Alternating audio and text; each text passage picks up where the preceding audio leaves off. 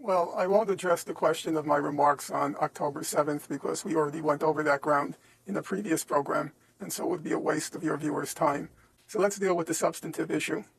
Number one, what you seem to be describing as a new development, namely Israel's indiscriminate assaults in Gaza, that's hardly a new development, with all due respect to you. Israel from literally day one set out as its goals. So I can quote, first of all, the defense minister: there will be no electricity, no food, no water, no fuel. Everything is closed. We are fighting human animals, and we are acting accordingly. Now, that was not directed at Hamas. That was directed at the entire population of Gaza. I think your listeners understand what is the consequence of denying a civilian population all water, all food, all fuel, and all electricity. It doesn't take a rocket scientist to figure out that that is a recipe for genocide. Number two, you quoted, or you had on, Douglas Murray, who made a distinction between what he called the deliberate targeting of civilians versus the indiscriminate targeting of civilians. Not to want to sound pedantic, but Israel's leading authority on international law is a fellow named Yoram Dinstein, who I'm sure Alan Dershowitz knows. And Mr. Dinstein, or Dr. Dinstein, he stated that there is no fundamental difference under international law between the deliberate targeting of civilians and the indiscriminate targeting of civilians. There is no substantive difference.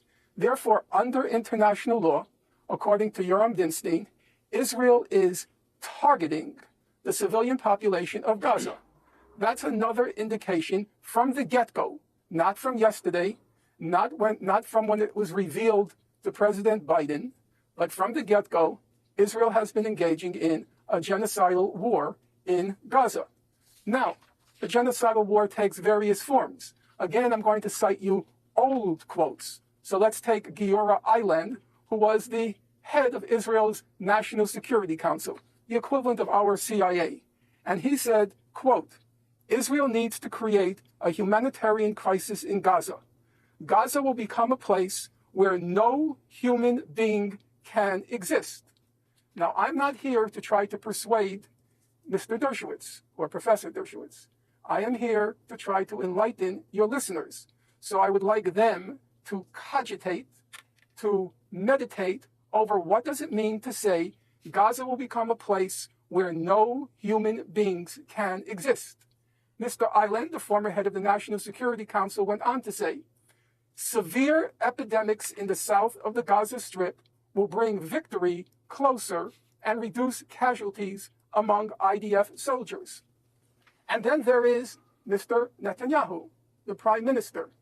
Not on one occasion, not from the spur of the moment, but twice in national addresses to the nation, very soberly, Mr. Netanyahu said, remember what Amalek did to you. This is a war between the sons of light and the sons of darkness.